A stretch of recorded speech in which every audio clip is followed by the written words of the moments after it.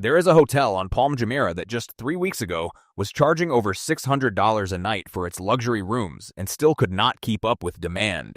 It was completely sold out. This was February, peak season, when Dubai reaches that rare moment where the entire world is trying to get in at the same time, and waiting lists stretch for weeks because there is simply no space left. And now, almost overnight, everything has changed. That exact same hotel is now offering a stay and dine package for just 349 dirhams per person, which is under $100. And what makes it even more surreal is that the full amount can be spent on food and drinks inside the hotel itself. The Andaz Palm Jumeirah is advertising a one-bedroom family suite for only $123 a night, while a Burj Khalifa view apartment that would normally cost $272 has dropped to $191. Think about that for a second. These are not promotional deals. These are not limited time offers. These are desperation prices. The kind of prices you only see when something has gone seriously wrong. Because right now, these rooms are not being booked. Not in small numbers, but at scale, across an entire city that has collapsed from record-breaking occupancy to below 20% in the span of a single weekend, right in the middle of what should have been the most profitable tourism period of the entire year. And that is where this story begins. Because what you are looking at right now is not just a pricing anomaly, it is not a temporary dip, and it is definitely not a slow season. Just days ago, this same city was on track to welcome 19.5 million visitors this year, with hotels running at near full capacity and some of the highest room rates in the world. Dubai was doing exactly what it has spent 3 decades perfecting, operating like a machine that turns global demand into record-breaking tourism numbers. And then, in the span of a single weekend, that machine stopped. Resorts that were once fully booked are now sitting empty. Rooms that used to be impossible to secure are suddenly available at prices that do not make sense. Departure boards that should be filled with incoming flights are now dominated by cancellations. So the real question is not just why prices are dropping. The real question is how a city that built its entire global reputation on stability, precision, and absolute reliability could unravel this fast. And to understand that, you have to look at what actually happened starting February 28th, 2026. Because on February 28th, 2026, everything changed in a way that no pricing strategy, no marketing campaign, and no luxury experience could possibly control. Iran launched retaliatory strikes on the United Arab Emirates following coordinated attacks by the United States and Israel. And in that moment, the tourism engine that Dubai had spent decades building did not slow down. It collapsed in real time. Within days, the numbers coming out of the hospitality sector started to look unreal. Preliminary data from Smith Travel Research, circulated among hotel operators, showed occupancy dropping anywhere between 35 to 60% in just the first week alone. Luxury properties across Palm Jumeirah and downtown Dubai began reporting occupancy levels below 20%, with some internal projections suggesting that number could fall into single digits in the weeks that followed, and it did not stop there. Major hotel groups including Accor, Marriott, and IHG all acknowledged a sharp decline in bookings across the region. Edie Bozen, the executive director at Majestic Hotels, which manages 450 rooms across 3 Dubai properties, spoke directly about what they were seeing. The next 2 weeks look very, very slow, with roughly 70 to 75% of bookings canceled within just 2 to 3 weeks because of the ongoing war. This was not a slowdown. This was a collapse happening in real time. And then came the timing, which made everything even worse.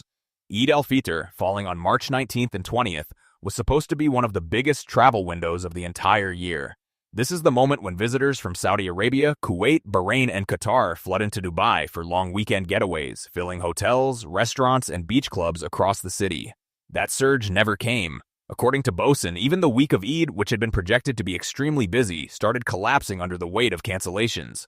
Bookings disappeared almost overnight, turning what should have been peak demand into empty inventory. At the same time, the aviation sector began to break down. More than 700 flights were canceled by Emirates and Etihad in under 2 weeks. Around 20,000 passengers were immediately stranded, unable to leave or enter the country. The MSC cruise ship carrying 6,300 passengers was left anchored at Dubai port, unable to disembark its guests because their outbound flights no longer existed. Eventually, MSC canceled all remaining winter sailings in Dubai entirely, and when you zoom out, the scale becomes even more staggering. Tourism economics projected that the Middle East could lose between 23 to 38 million international visitors in 2026 compared to previous forecasts, with total losses ranging from $34 to $56 billion in visitor spending. One industry estimate suggested that Dubai alone was losing approximately $500 million every single day in tourism revenue during the period when the skies were effectively closed. This was no longer just a tourism problem. This was an economic shock hitting one of the most tourism-dependent cities in the world.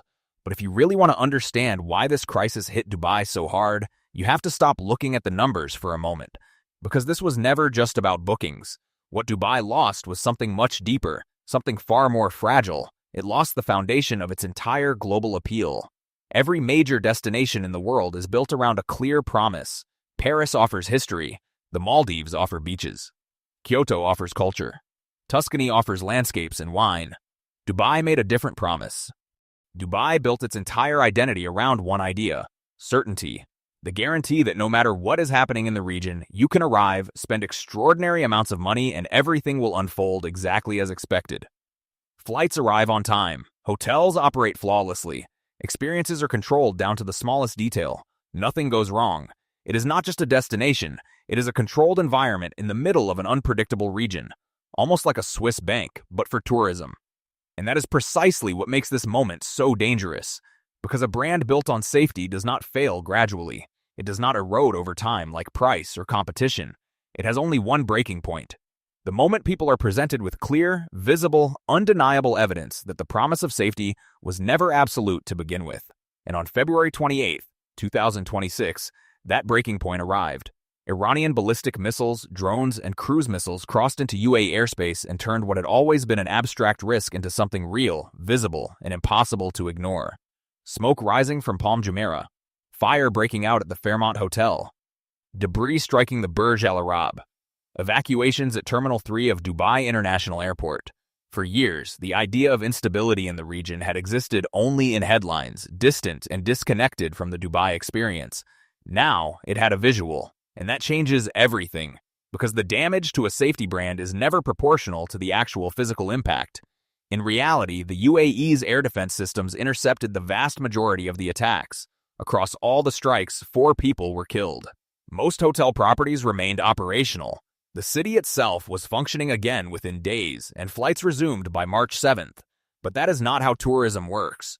Tourism does not run on facts. It runs on perception. And once those images are uploaded, shared, and repeated across millions of screens, they do not disappear just because operations return to normal. They stay. They shape decisions. And slowly, but very decisively, they change where people choose to go next. And in the end, this is where the real damage begins to reveal itself, not through reports or headlines, but through the quiet decisions people make afterward, one by one. A Scottish tourist named Victoria Thompson, whose family was having dinner at the Fairmont when it was struck, later said she no longer knows when she would feel comfortable returning, and in that hesitation is something numbers alone cannot fully explain. Because she is not alone. She is simply the visible reflection of a much larger shift happening across the market, where behind every canceled booking, every empty room, and every grounded flight, there are thousands of people making the same silent decision to look elsewhere. They open their travel apps, they see Dubai, and without much thought, they move the cursor somewhere else, not because the city is no longer operational or because the hotels are not ready, but because something less visible has changed. Trust. And once that shifts, it does not return on a schedule. It does not respond instantly to recovery, which means what we are seeing right now is not just a temporary disruption, but the beginning of a much longer recovery process. And this is where the story becomes more complicated, because the strikes did not create Dubai's vulnerability. They exposed it. Even before February 2026, the foundations of Dubai's tourism model were already under pressure, hidden beneath record-breaking visitor numbers. Start with supply. By early 2026, Dubai had 818 hotels with more than 152,000 rooms, and roughly 67% of that inventory was in the luxury and upscale segments, with another 12,000 luxury rooms already planned in the pipeline, and the warning signs were already there. In 2024, luxury hotels increased occupancy, but saw their average daily rates fall, meaning that even before the crisis, hotels were discounting just to maintain demand, a pattern that had previously led to a multi-year pricing collapse between 2015 and 2019. Now, those same properties are sitting at 20% occupancy with prices cut in half. What took 5 years before is now happening in weeks. Then there is the structure of demand itself. Dubai's tourism economy only truly functions at full strength for roughly half the year, from November to April, while the remaining months bring extreme heat above 40 degrees Celsius and humidity levels that make outdoor tourism difficult. During that period, hotel prices drop dramatically and occupancy falls sharply, and the strikes did not hit randomly. They hit at the exact moment when Dubai makes most of its annual tourism revenue, effectively removing the most valuable weeks of the year. And then there is a deeper issue, one that even Dubai's own tourism leadership has acknowledged. For years, Dubai focused on spectacle, on building landmarks and luxury experiences. But in doing so, it created a perception that the city lacked cultural depth, that it was impressive but did not have a strong human story behind it. And that matters, because a destination without deep cultural roots relies entirely on delivering a flawless experience. And once that experience is disrupted, even briefly, alternative destinations with history, culture, and authenticity become far more attractive. And those alternatives are not theoretical or distant possibilities that might emerge over time. They are already available, operating normally, and ready to absorb demand at this exact moment. Greece, Japan, Italy, Southeast Asia, destinations that continue to offer stable, uninterrupted travel experiences without the uncertainty currently surrounding the Gulf region. None of them are dealing with the same level of disruption, and as global travel demand begins to shift, those destinations are not just passively benefiting, they are actively capturing travelers who had already planned, budgeted, and committed to visiting Dubai. The demand itself has not disappeared or weakened, it has simply moved, redirected in real time toward places where confidence still feels intact. And this is what makes recovery more difficult this time, because unlike previous crises, this one is not global. During the pandemic, every destination was affected, and when travel resumed, the competitive landscape remained relatively unchanged. This time, Dubai is recovering while others continue operating normally, which means the tourists who left have already built new habits, discovered new destinations, and may not return anytime soon. And history suggests that perception shocks of this scale take years, not weeks, to fully recover. Which brings us back to what you are seeing right now. The empty resorts, the discounted rooms, the silence where there should be demand. All of it is not just a temporary glitch in an otherwise perfect system. It is the gap between what Dubai promised the world and what the world is now beginning to question. And closing that gap is not as simple as reopening hotels or restoring flights, because this is no longer just an operational problem. It is a matter of belief. And rebuilding belief takes time, often far longer than any physical recovery. So the real question is not whether Dubai will recover.